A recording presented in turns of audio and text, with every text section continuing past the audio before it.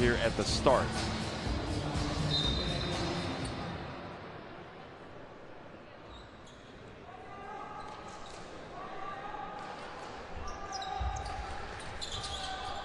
Well, good afternoon, folks. Late afternoon here in Niš, the third largest city in Serbia, the city, the birthplace of Constantine the Great. Here we are watching the final day of Group C, and Agnes Studer comes out and knocks in a three-pointer. And we hemmed and hawed about which player we'd like to highlight, and her name did come up, but we decided to go with Rekshani, the captain, thinking that she needed to come out and put in a good performance today, but it's Studer who comes out and strokes the early three. Turkey missed theirs. Here's one of the revelations of the Eurobasket so far, Hatar underneath, number 44, and now it's Studer again. And Dorina Zele puts up a three and misses. Kia Stokes battles for the rebound, and Dorina Zele gets a hand on it, goes out of bounds. Yeah, and like you mentioned, Hungary have gone with a little bit of a younger lineup. I'm not surprised at all by that. We talked before the game started, you and I, Jeff, and we said, I wouldn't be surprised if he tries to rest some players, because they do know that they are already moving on to the quarterfinals. Doesn't mean we won't see them. No, they still need to move. They still need to get a good workout in today, but I'm not surprised that he wants to, and also evaluate some younger talent and give them an opportunity to play and see what they can do. Dubé strokes the three.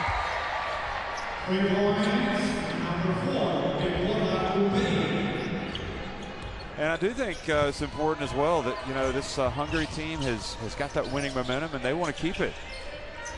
Oh, absolutely. In some sense, you could say this game doesn't really matter on both sides, because we know Turkey's going home, we know Hungary are moving on. But at the same time, you want to go into the quarterfinals with a good feeling. You want to go in with a win, but you also don't want to go home with a loss if you're Turkey. So I know it's incredibly hard if you're Turkey to play in this type of a game, but don't you want to end on a good note? You definitely want to end on a good note. And Janitez, one of those players who has had her moments where she's really contributed and hustled, gets the first 2 points of the game for Turkey. Now Zele. And a charge called on Zele. I thought they might call it travel.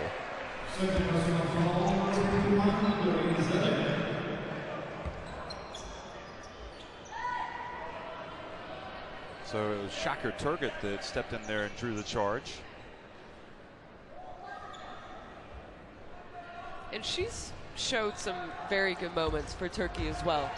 You and I keep saying she's so talented when she's aggressive and goes to the basket. And I think sometimes she settles for threes or outside shots when you want to see her just continue to be aggressive. When you're 0-2 and you're a team like Turkey that's been so highly rated for really the past several years, the expectations are going to be high. You played at 2 Olympic Games, and the reality is every national team goes through a regeneration of sorts, and Turkey are a little bit in that boat right now. And you don't know how much longer Ishil Albin is going to be around for them. I would say she's at the later part of her career. I'm sure they don't want her to retire anytime soon, but it's going to happen. Janitez puts up a three, beats the shot clock.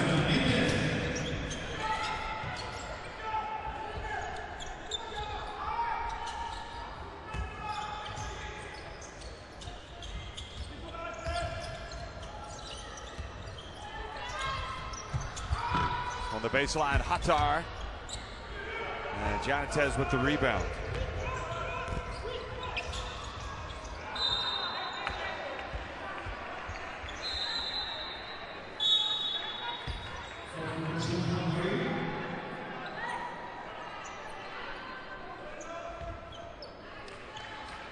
A lot of interesting games going on today.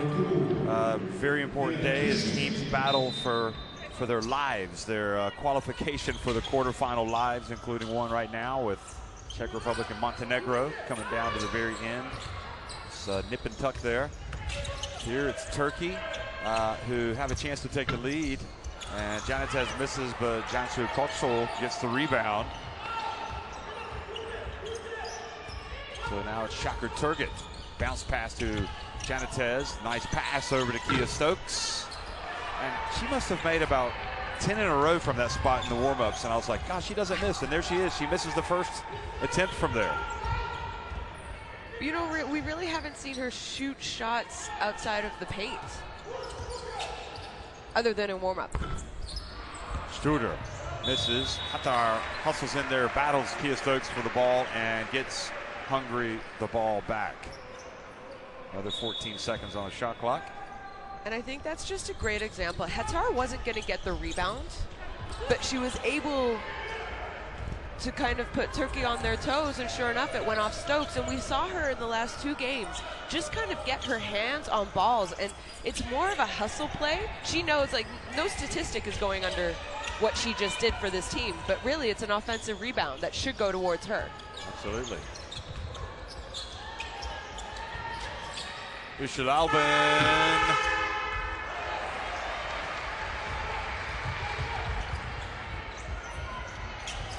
Now 3 attempt, and that was an air ball.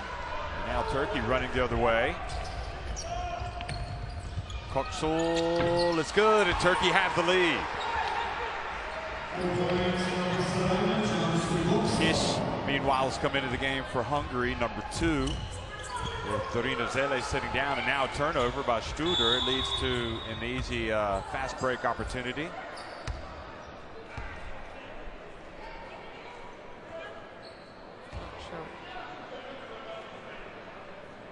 I know that Norbert Seke is using this as a teaching moment for a lot of his younger players, but I do believe if you have that, well, you could look at it 2 ways. You have the feel-good factor going, you're winning games, or, you know, or maybe it's also kind of a wake-up call if they don't win the game. So you could put that kind of spin on it. They're going to look at the call to see if it was unsportsmanlike, and the answer is no.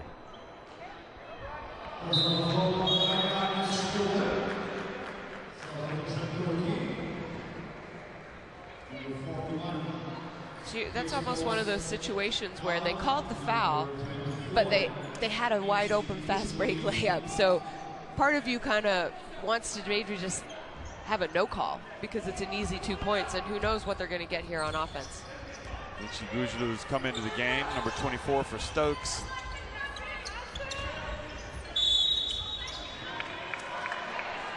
So you see Turkey also going to their bench here and giving some of the younger players who don't have a lot of experience some time on the court. And like I said, it's an evaluation for both these clubs right now. How are their younger players going to respond? How do they do in this kind of competition at this level? And sort of that's what this game is going to be about for these two coaches as well. Well, 3-pointer, and one thing that we know about Deborah Dubé is that she can stroke the 3, and she will get definite quality minutes as Hungary progress in this tournament.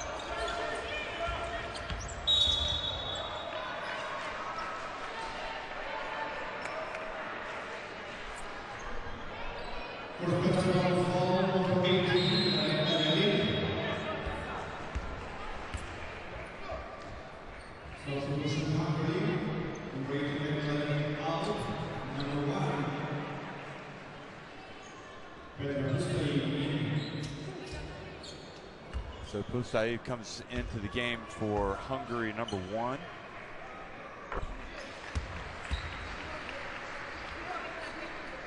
And Seke, the coach, also is like, listen, these girls have been training, getting ready for this moment all summer. They need to play.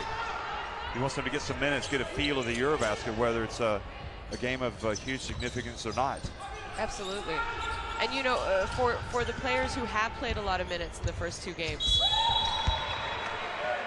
good job by Hatar taking it from the, I mean, we've seen her shoot from outside. Now we've had the opportunity to see her skills going one-on-one from the perimeter. I mean, this is a tall woman who she was comfortable sweeping, taking a couple dribbles, and she went for a reverse layup and was able to draw the foul. You know, Shona, we had a chance earlier today to watch Tammy Feckbenley from Great Britain play, and she had those great hands catching the ball. And really for Hatar, that's her biggest challenge, isn't it? Is to just build that strength and work on catching the ball, because once she's got it, she knows how to put the ball in the basket. Von Turner in the game and ejecting the pace. She's got the ball. Certainly has been one of the top players in this competition. Ball goes off the hands of Ishel Alba.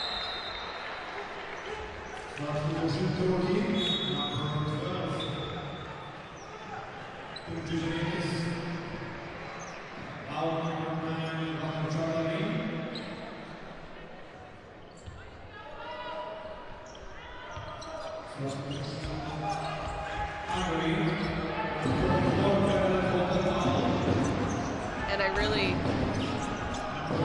Good luck from Chalard. I think we just saw maybe an ill-advised layup there by Yvonne Turner, but we have not seen many bad takes by her so far in this tournament. Well, Baha Chalar hits the baseline jumper. And that has to be one of the, you know, when I'm guessing when Turkey go back, if somebody's asking questions, it might be, why didn't she get more minutes? Why wasn't she more influential? Because she's one of their veterans. Yeah, she has been around for a while. She did play a lot more minutes in 2018 at the World Cup. At the last FIBA Women's Eurobasket, she was a starter, I believe, for them. So you do wonder, you know, change of coach. Coaches have different ideas. They see different things. Maybe that's the reason. A good idea from Albin, but good defense.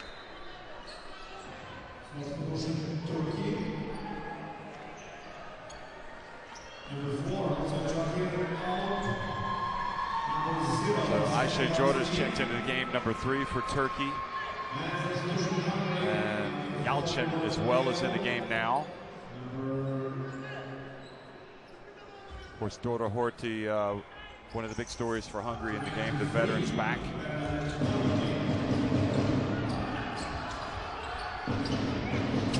Horvath also in the game for Hungary. And another basket for Turkey.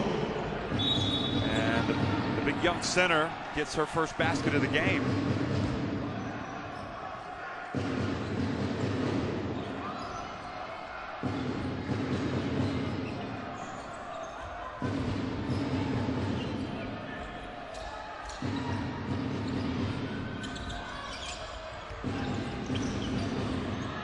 Jora trying to take on right at the end of the shot clock.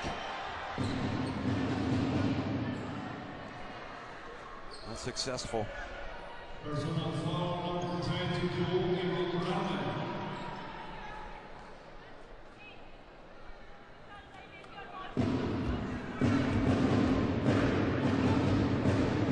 say she was fouled, so Ayşe Jorda is at the line and makes the first one.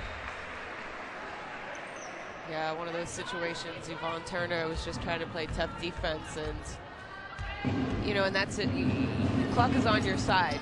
Shot clock was about to expire. You don't. If this was a meaningful game, that would be an ill-advised foul.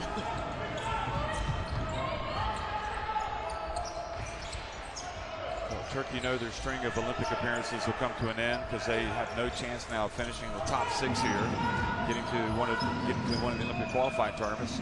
Shot clock about to wind down. Horvath puts it up and hits the 3. Cuts that deficit back to 1 point.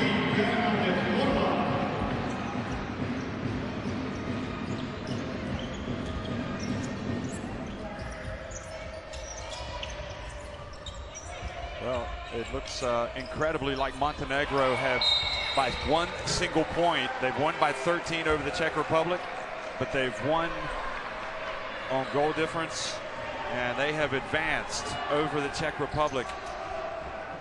They've gotten into a 3-way tie, and that is a stunning result. The Czech Republic have not come through at the end. Anyway, back here,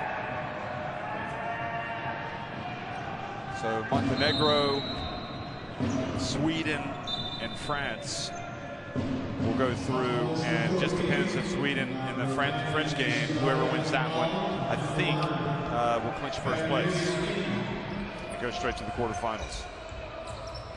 Here we already know that Hungary are going straight to the quarterfinals. Dorhorty hands it off to Horvat. She's just hit 1-3. How about another one? Nope. And Dorhorty not able to hold on to the ball, knocks it out of bounds.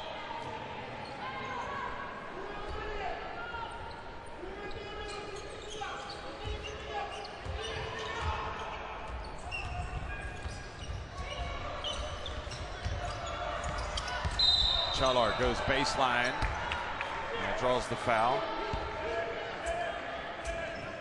How difficult is it, Shona, do you think, for a team going into the final day, going up against a team that needs to win by a decisive margin against you to get into that, to advance? Yeah, and you know, the players know. If you're, you know, we just saw the Czech Republic, Montenegro beat them by 13 points, and Czech, if they were going to lose, it couldn't be more than 12. So really, it's a 1-point loss if you think of it that way.